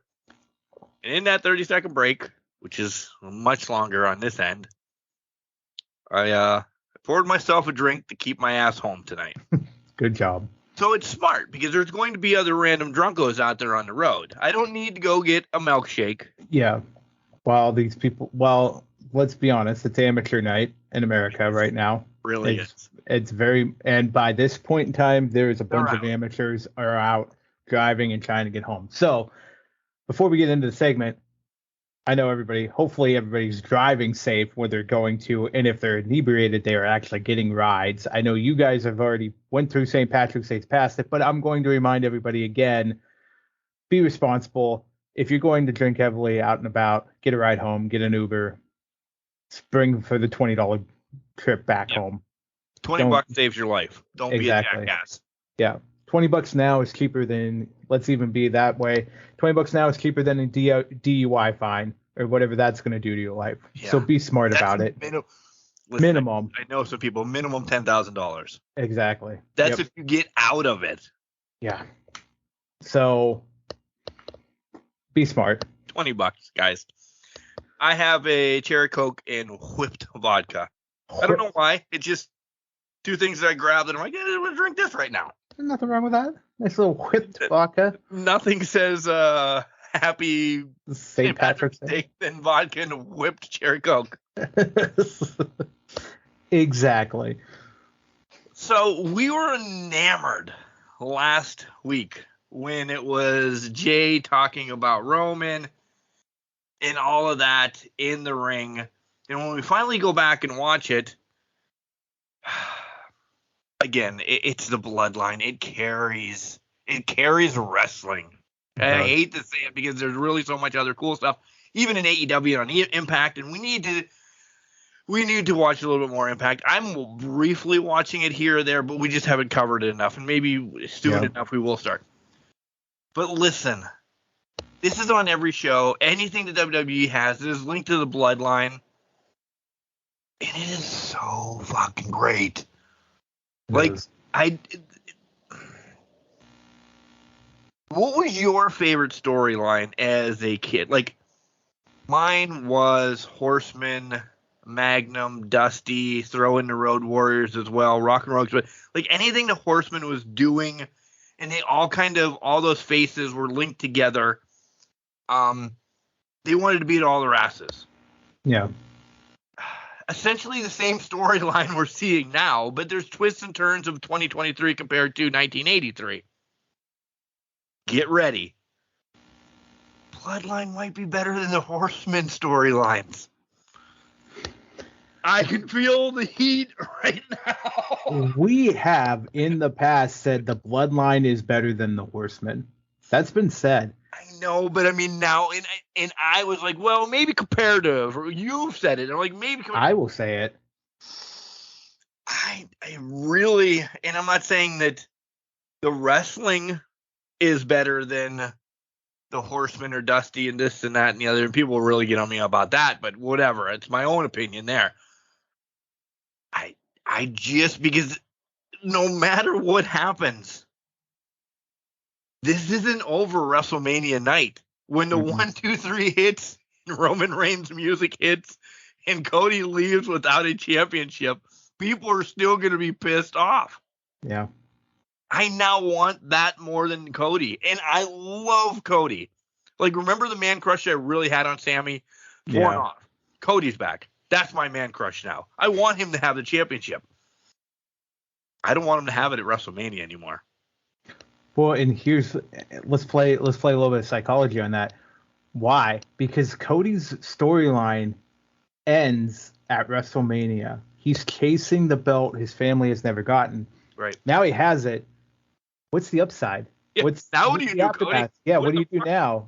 Go back to AEW. You carry it for 5-6 months, get cashed in on it by Money in the Bank. Money's in the chase. Yeah, the money's in the chase. There's nothing prolonging it. Roman Reigns, he gets to WrestleMania. He wins that match. Now he's still champion. He's still building the empire. The empire is fire right now. And you have so many elements that are such good storytellers ingrained in.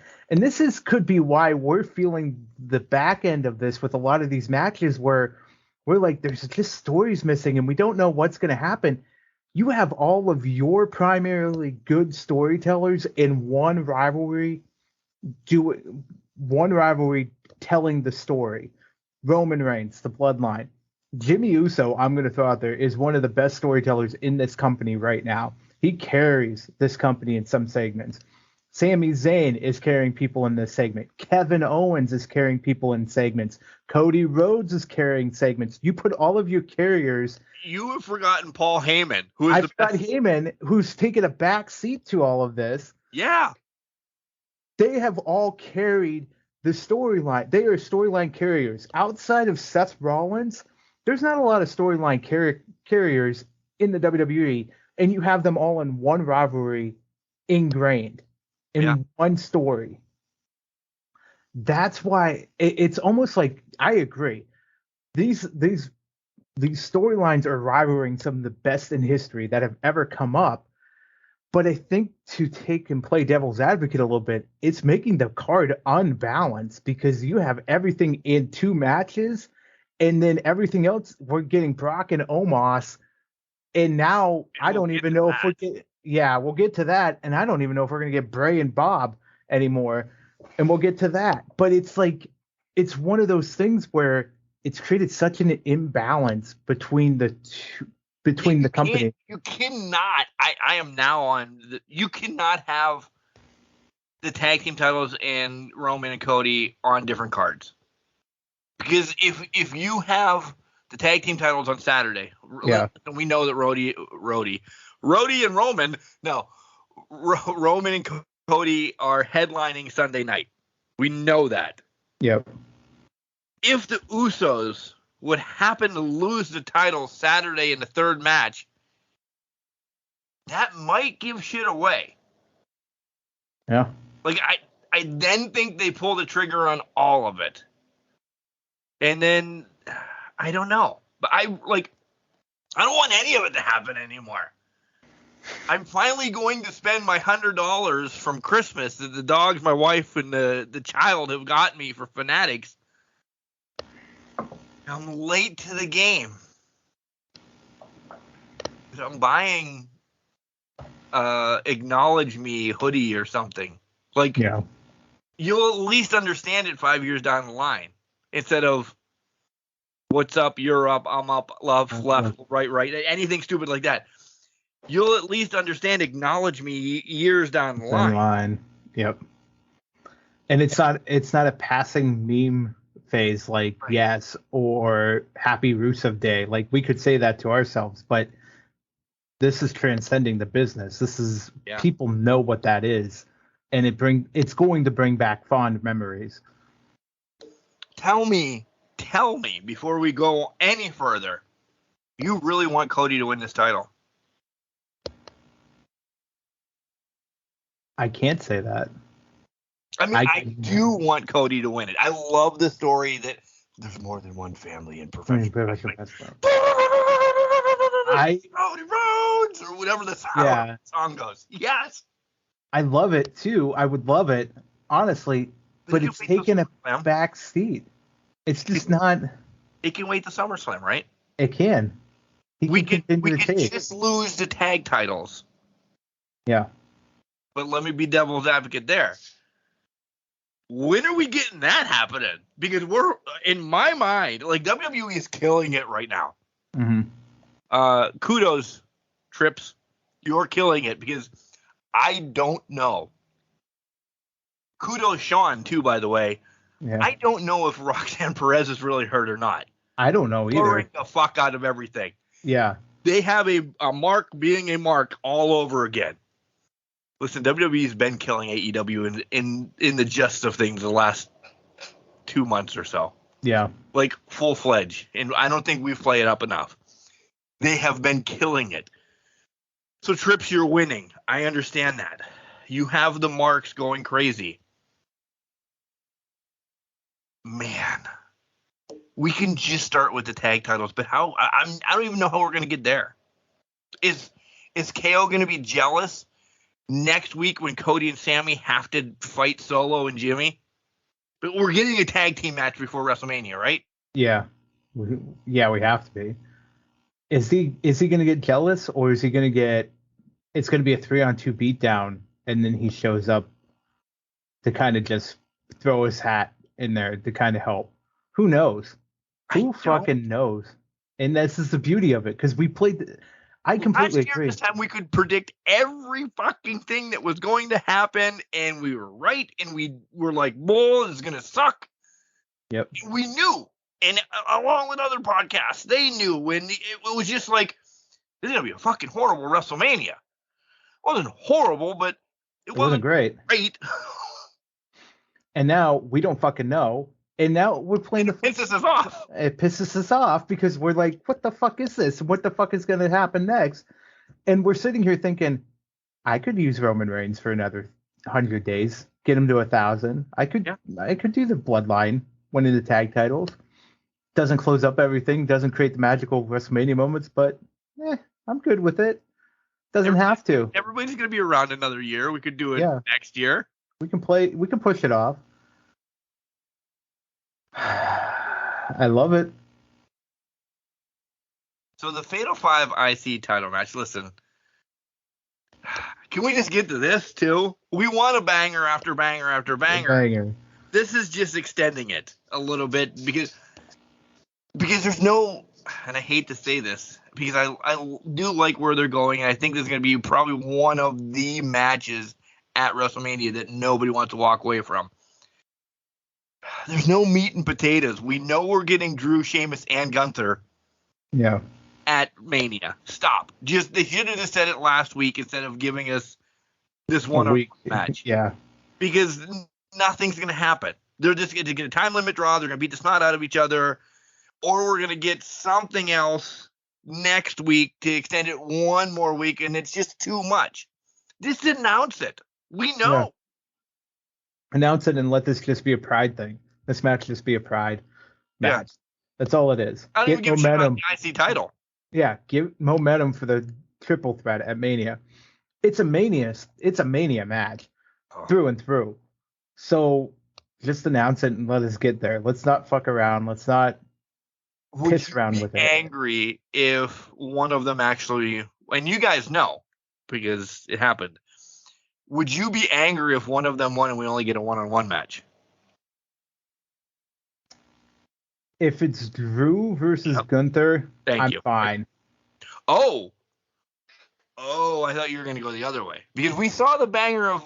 We saw the banger between Sheamus and Gunther, but we haven't seen Drew and Gunther.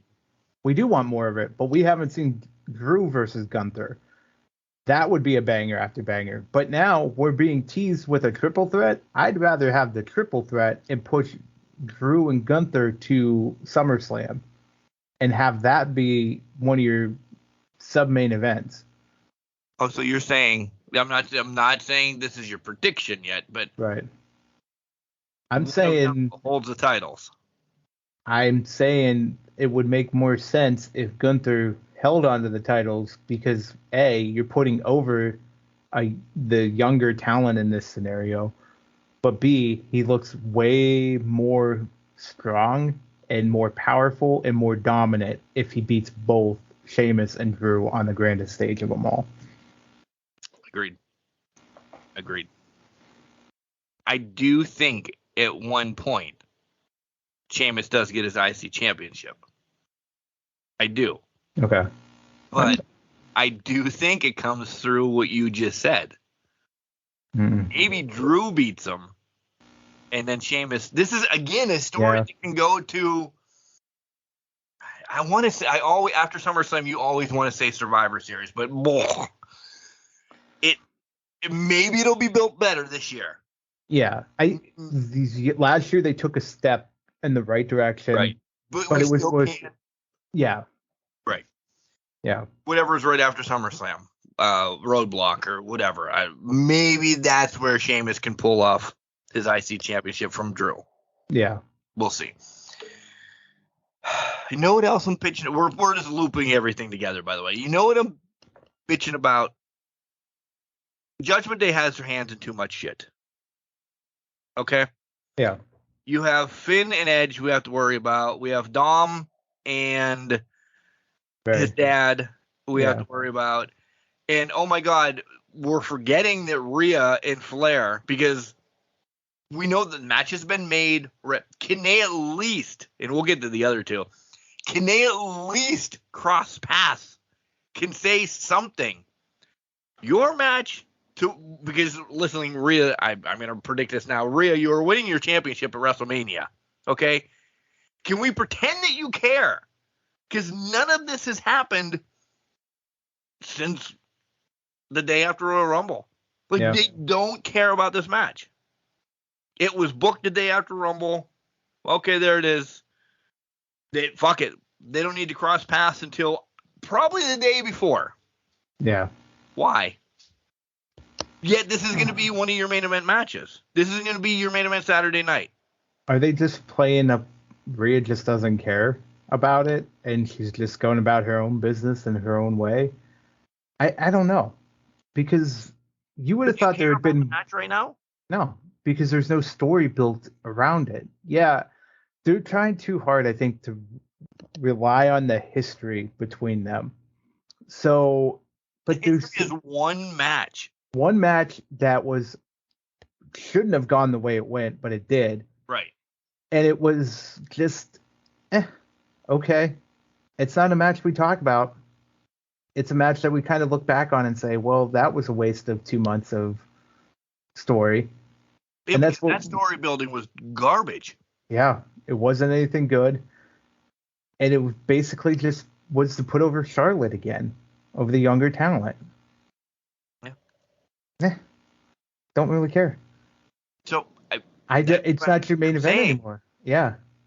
Is as of right now, you're telling me Rhea's going to win this championship because everybody is saying that. This is Rhea's championship. Is it? Is it though? Because what do we do with her as champion then? Better yet, how long is she going to have before it's right back on Flair? Yeah. Are we playing Flair's gone for 4 months, comes back to SummerSlam, wins the title back, and then... Because who's built up for Flair next? No one on SmackDown. And I don't even know if Raw is, because a lot of the ladies that are... That's an intermingled shit show. And I don't mean it mean, but... It's intermingled. There's so many... It's so one-sided. I think we brought this up before. It's so one-sided that the talent's all on Raw for the women's division. In SmackDown, they have the younger talent, but they're not there because there's no veterans to carry them through to get them to that higher level. They're all just struggling, trying to not up their game. Yeah, they have Natalya and I guess Shayna, but they're not even... Natalya just came back, but even then she wasn't carrying a lot of talent. Her name value is not there to put over that younger talent. They need a desperate shakeup of who's where and what. Yeah, who goes where and what's going on, and just start from the base. And I really am hoping. I think they're just limping into Mania with this, and after Mania, they're going to be like, "We'll figure it out then, and we'll shake it up, and then we'll figure out. We'll reset who the champions are." And they're your cornerstones, and that's who we're going to have everybody chase after. Is it Rhea and Bianca after that? Or is it Rhea and Asuka? I don't know. It probably could be Charlotte again, because I'm pretty sure they're going to want Charlotte to drop the title so they can get her to 16. Yep. That's the only thing Charlotte's doing right now is just getting to 16. So she can have 17 then by the end of the year. 17, yeah, by the end of the year or whenever she decides to hang it up, which I think is coming sooner rather than later. That was the next thing. How much longer does Charlotte Flair wrestle? I mean, she's only in her 40s. Listen, but she doesn't need to. She doesn't need wrestling. This isn't even her thing. She has said this for years that she wrestled for Reed. Yeah. And David.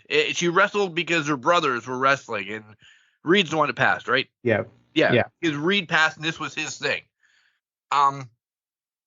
Yeah, at any point. And then listen, don't forget, she got married last year. Yeah. Maybe her and Andrade want to have a kid. So that's going to be building probably pretty soon, too. Yep. That's a year off, essentially. Yeah. Charlotte Flair's not around a lot more. She may be your Brock Lesnar for women. She could be.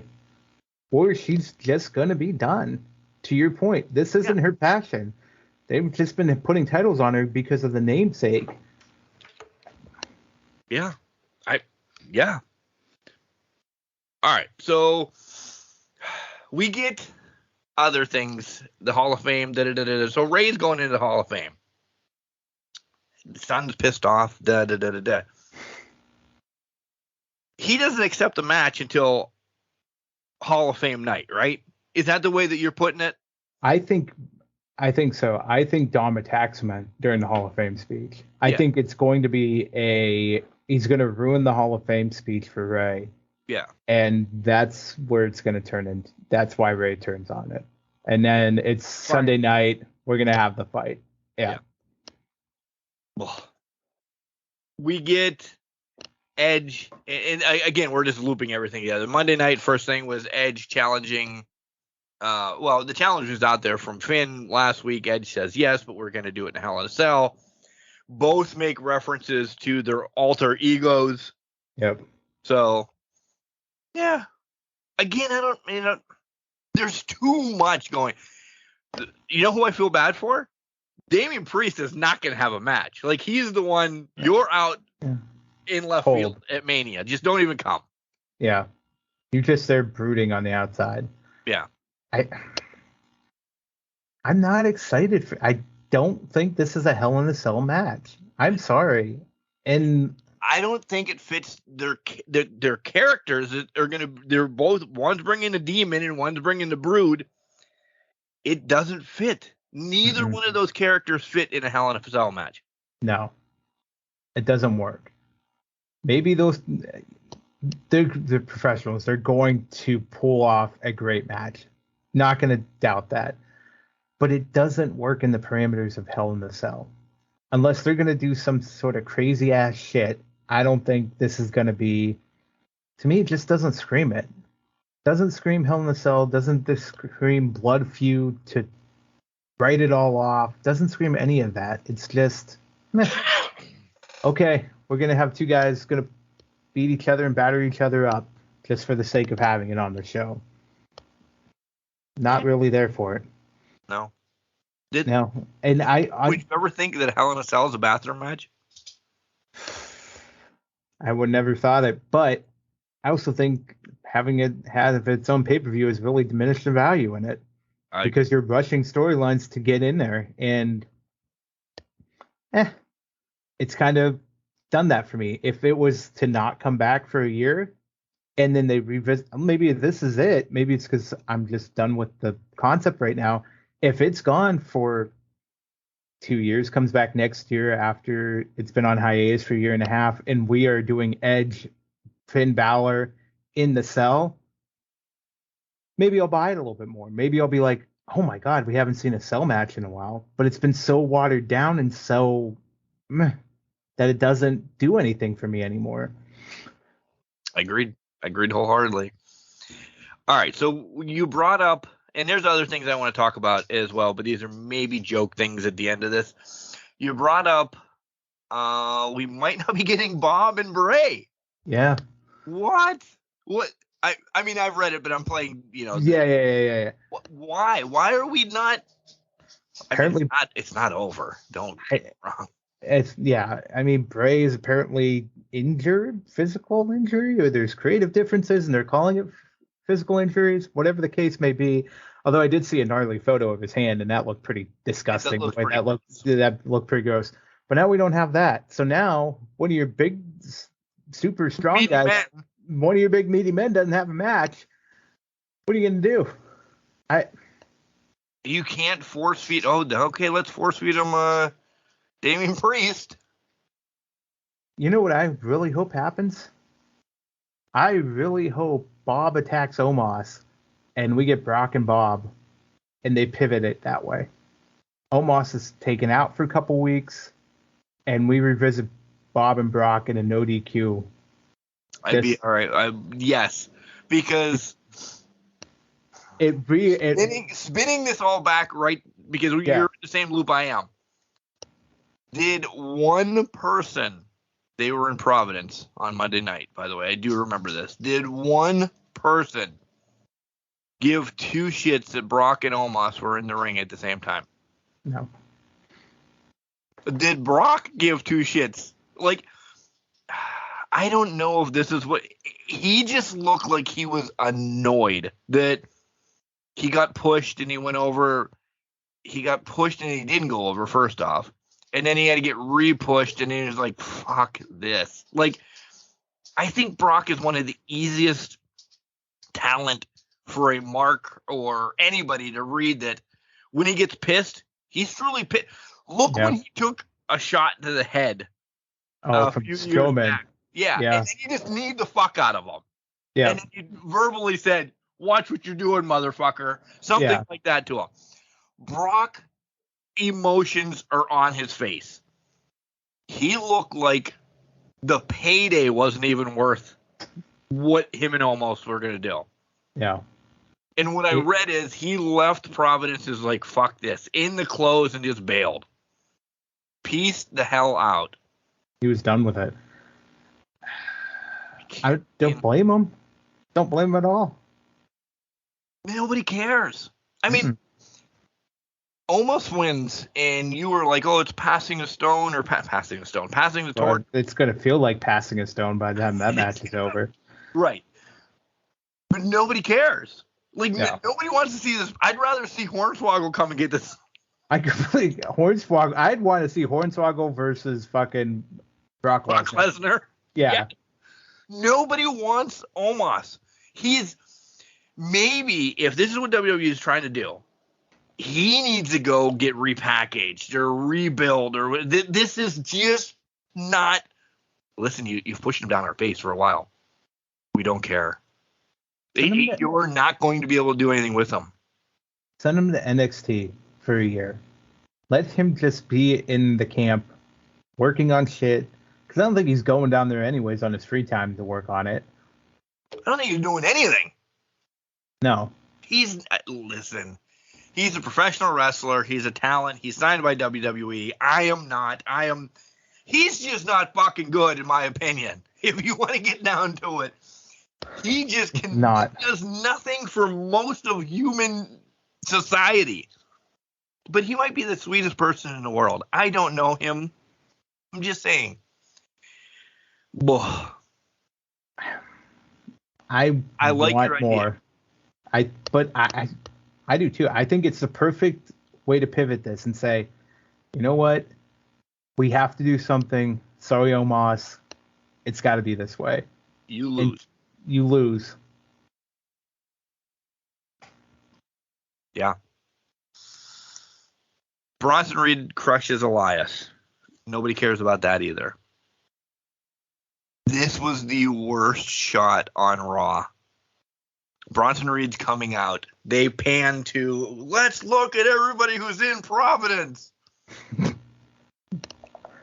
No, but I love Bronson Reed. Again, they're not doing anything with him right. They're slowly building him up, but nobody cares. You can't just pull him in randomly in a suit, no less, and just say, okay, I'm going to squash you.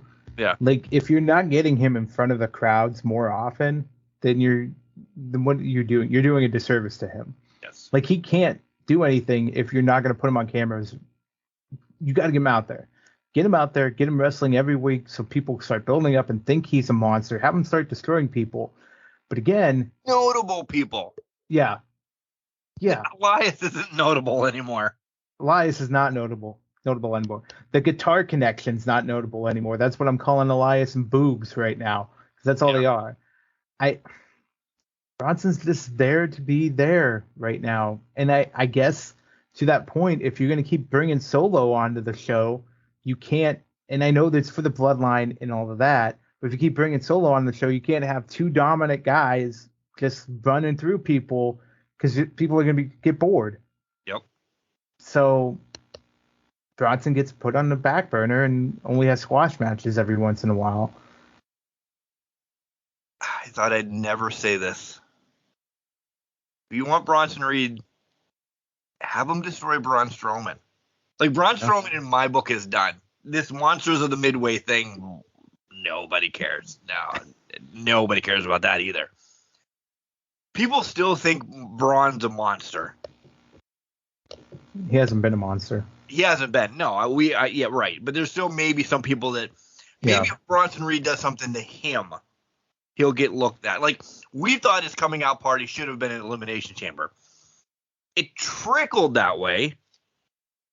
He didn't get everything he needed. Well, I think to that point, the fallout from Chamber has been the disservice to Bronson Reed. Yes. They didn't stay on top of the momentum that they build off of there. If you stay on the top of the momentum, he's looking more and more like off. He did.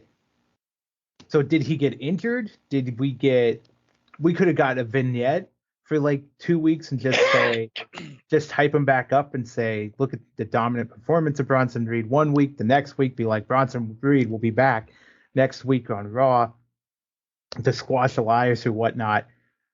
You had to keep the momentum going because whatever happens in the U.S. title picture, Bronson Reed's inserting himself in at some point. Right. So if you keep the momentum going and let's say Cena wins that, then we talked about this being the possibility. Bronson Reed takes title off of whoever wins that match, Cena, whatnot. Then you're off to the races. It's believable. It's something that's built up. But now they've taken that away because they just haven't done anything with Bronson. They just signed the guy who Triple H really liked. Here you go. Yeah. Yeah, here's a paycheck, but we're not going to do anything to follow up on it. Agreed. That's essentially all I got for realism on WWE. Wait, what do you mean? Realism, you're going to leave out Otis? Well, no, that's... I fucking love that. I'm not knocking Bianca against Chelsea. We all knew what was going to happen there. Right. Even Asuka coming out and almost vomiting her spit on herself and Bianca. Whatever. All I care about all of this is that Mella and Chelsea are still together. And if they're not the ones that get the tag team championships, I'm going to be pissed. They're more of a team than Ronda and Shayna are even right now. Yep. So. And there's rumors. Now there's rumors going on that there's apparently going to be 2 fatal 4-way tag matches that are brought forth at Mania. Right. So if that women's one isn't including Chelsea and Carmella and after the titles, then what are we doing with it? Right. I hate to say this. Release them both and let them go. Because my big bitch is here. I hate this Chelsea. And it's not because of the character. I love the character. It's a disservice they're doing to Chelsea that she can't wrestle. Chelsea Green is an awesome wrestler. They're making her look like a buffoon. That, she's the Karen. And I love the Karen aspect of it. That she's entitled, bitch, crossity, use the T word that Soraya said. All of that. I love that part of it. But Chelsea Green can fucking wrestle. And she's not allowed to wrestle right now. She's being made look like an idiot. Yeah. They've done that shtick with Carmella as well in the past, where Mella's a good wrestler. They didn't allow her to wrestle. Hopefully when they become a tag team and they're, I don't know, whatever their team name is, but it's going to be something awesome, I imagine. They allow them to wrestle and whatever. But on to Otis. Please don't shave him. That's all I agree. No shaving. I do want him with a little bit, not that the Speedos or what. If we're going to do this overall, redo of Otis, I want something more. This fucker needs fur or something. He needs fur, needs more baby oil, and he just needs to fucking glisten when he's in front of a fucking camera. That's what he needs. That is exactly what he needs. If his fucker's glistening, Otis is the greatest character they've found. Straight Chippendale dancer Chris Farley. If they're not building this whole character off of the Saturday Night Live Chris Farley character, they're missing out. They are. Missing out. There's money for idiots like this. Me and you. Yeah. Everybody else that liked SNL back in that day. I would go buy an OT shirt. If he is posing like Chris Farley did, the dance and everything. Yeah. See, if he is posing like that on a shirt and it says Otis, he could fucking have cologne. And I'm like, Kelly, I found my new cologne. It is called Otis. Listen, I hated him as Otis and Tucker. I despised him as the guy that won the Money in the Bank. I didn't like him with Gable as much. He's found his thing now. Run with him. Make this fat motherfucker the best male model out there.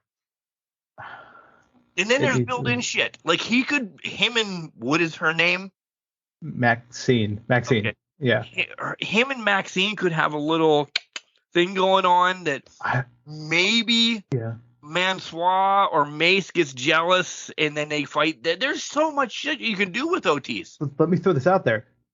Now, did you ever think that the Mandy Rose thing would make this so believable? Because would you have thought, coming out of your mouth, Otis having a love affair or a secret love thing with Maxine, another beautiful woman, would be possible without the whole Mandy Rose thing at the beginning of the pandemic? No.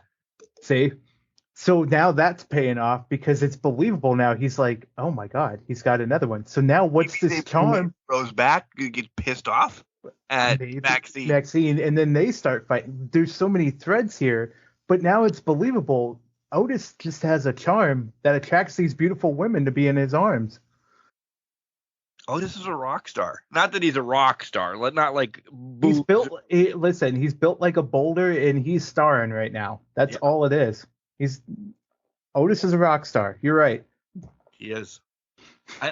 This is his thing. This is really his thing. It is. And I hate it because now I want to be around Otis. Everybody does. What else do you have? Oh, we did. Apparently Trish Stratus is hurt. And this is, again, you know how I'm feeling about this whole match. Trish Stratus is hurt. I don't know if it's real or fake. And listen, this is probably the match at WrestleMania that I really don't care about. Yep. Damage Control, Lita, Becky, and Trish. If it happens, it happens. If it doesn't, just get the titles off of Lita and Becky. You know what? Maybe here's the thing: we don't know what's what anymore with injuries or storylines or how things are going. Kayfabe's back in WWE, right? Right. Maybe we're getting the wool pulled over our eyes, and this is a Trish Stratus turn of some sort. And they're just going to find somebody to put into the match. They can protect Lita, but get a current talent to put into the match for Becky and them to kind of help carry it. Yeah, and then both have of them the turn. help. Yeah, they do. Becky can only do so much in that scenario. So let's get some other talent in there, whoever it's going to be, whoever's not doing anything that day. Find Alexa or something like that. Plug them in. And then you can have the turn. Alexa's on timeout herself. That's true. Yeah, she's on hiatus or whatever it is. But just find somebody to plug and play, and maybe that's the angle they're playing here. And Trish turns on them at Mania. I don't know, but throwing it out there. Did do anything for you, Trish being with Damage Control? I mean, I think I think it would be what's the aftermath of this. What happens after that? Trish and Lita leaving forever would hopefully be my aftermath. That sounds like a giant douchebag move, but yeah, I get it. I don't know. I'm trying to make sense of it. It hasn't panned out, and I just want Trish and Lita to kind of ride off into the sunset and be done with it. Yeah. Love you as legends. Love you coming in as doing your spots and all that for like legends appearances and whatnot, but nothing. You don't need titles. No, you don't need titles. You don't need to carry. And I'm going at Becky. The man never needed tag team titles. Like, not. I know she's long in her career. She's got just as many years as maybe Charlotte. But she's the man. Yeah. Why would the man care about a tag team title at this point in a career? But I think it's the same mentality as Stone Cold becoming tag team champion 9 times in 97. Right. DTA, don't trust anybody. Right. He's a lone wolf, but it you know what I mean? I'm not calling it before anybody puts 2 and 2 together and makes it and says I'm trying to draw parallels here. I'm just saying they didn't really need tag titles. It was just to put titles on Austin, fuel storylines. I don't know what storyline they're trying to fuel here, because I think this is Becky Bayley should have been the 2 matches that end in Hell in a Cell, and we're not getting that. So I don't think we get an end to that at all. Well, I think they just go their separate ways after Mania, and that's it. Yeah. Which wouldn't be a bad thing if we're going to revisit it and put it through Hell in a Cell. But who knows if we're going to ever revisit this rivalry again? I doubt it. I doubt it too. Listen, you still have some time to get to Mayfield, by the way, if you're listening to this early in the morning on Saturday. Mayfield, Pennsylvania. Good driving. Close to Scranton. High Ground Pro Wrestling. You're going to see me there. And wrestlers. Nathaniel Cunningham and Shelby Waters and Donnie Bambino and the likes of that. I'm glad you're putting the talent over instead of just talking up your appearance there. Right. The talent will be on the show in the near future and everything. I'm always on the show. But, yeah, if you have a chance and you're in and around the area, you can make a drive today as you're listening to this. Hopefully you're listening to it as you're driving to Mayfield/Scranton area. I'm saying Scranton so everybody has a gist. General location. Yeah. Type in the Falcon's Nest on, you know what? I have the address. And I will gladly give it to you. It is 403 Hudson Street, Mayfield, Pennsylvania, 18433. Doors open at 6, bell time at 7:30. You know, $25 at the door for ringside reserved and $20 general admission. So get there. You'll see me. You'll see the talent. Again, on the poster, the TOP is there. Val Verman, Shelby Waters, Donnie Bambino, Nathaniel Cunningham that was on the show this past Wednesday. Yeah, get out, support it. I'm excited. Listen, now I'm ready. I'm ready again. The juices are flowing. I'm excited to do this. And yeah. Hey Jenks, let me say this. Well, yeah. I can't yet. What a tease. Listen, I can say it. Screw it. Unless something drastic happens, and then good Lord. But one of my predictions come true. How many of your predictions have come true from the Crushies this year?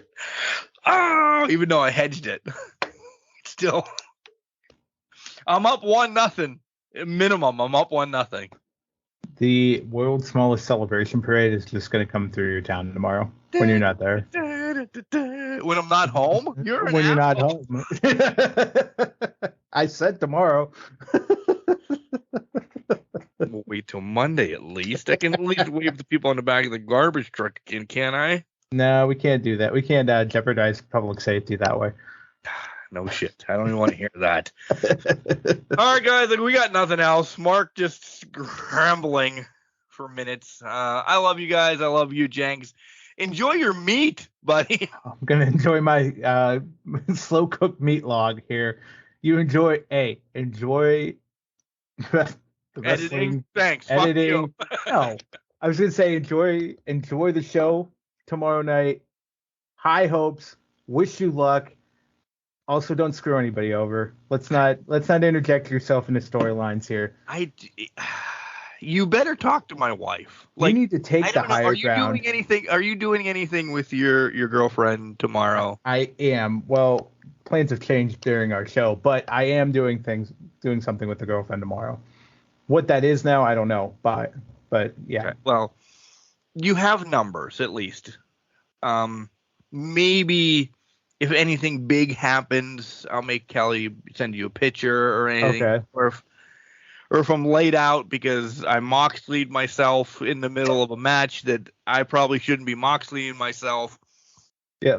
We'll see. We'll just.